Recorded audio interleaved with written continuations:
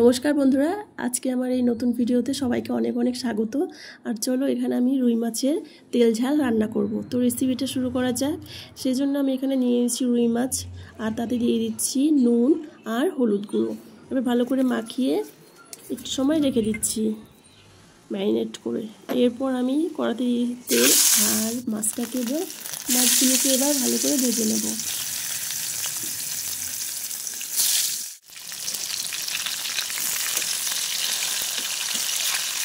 এবার মাছগুলোকে উল্টিয়ে নিচ্ছি আমি। আর এখানে আমার মাছগুলো ভাজা হয়ে গেছে, এবার নামিয়ে নিচ্ছি। আর এই রেসিপিটা বানানোর জন্য আমি এখানে নিয়ে নিচ্ছি গোটা ধনে, গোটা জিরে, আর নিয়ে নিচ্ছি সর্ষে, নিয়ে নিচ্ছি একটু রসুন কোয়া, লঙ্কা, আদা, আর এর মধ্যে একটু জল দিয়ে এটাকে ভালো করে পেস্ট বানিয়ে নেব। তো এখানে আমি মিক্সচারে দিয়ে দিচ্ছি, মিক্সচারে মিক্স করে নিয়েছি।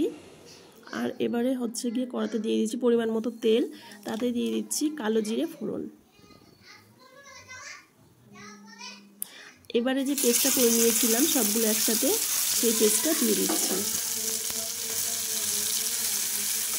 এটাকে একটু সময় আমি এখন কষিয়ে নেব। এর মধ্যে দিয়ে দিচ্ছি পরিমাণ মতো হলুদ গুঁড়ো, পরিমাণ মতো লঙ্কার গুঁড়ো, আর দিয়ে দিচ্ছি পরিমাণ মতো স্বাদ মতো নুন। এবারে সবগুলোকে একসাথে ভালো করে নেড়ে চেড়ে নেব। অল্প কষিয়ে নিচ্ছি, যদি লেগে যায় সেজন্য আমি একটু জলও দিয়ে দিচ্ছি। তারপর জল দিয়ে কষাচ্ছি।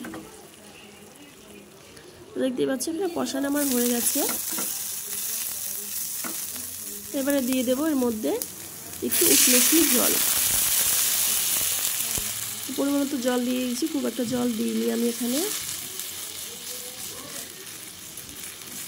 ঝোলটা এবারে ফুটতে দেব। তো ঝোলটা এখানে আমার ফুটে গেছে। এর মধ্যে দিয়ে দিচ্ছি একটু স্বাদ মতো চিনি। তোমরা চাইলে চিনিটাকে স্কিপও করতে পারো। তো এটার মধ্যে একটু চিনি না দিলে অতটা টেস্ট হয় না, সেজন্য আমি চিনিটা দিচ্ছি। আর এখন দিয়ে দিচ্ছি ভাজা মাছগুলোকে।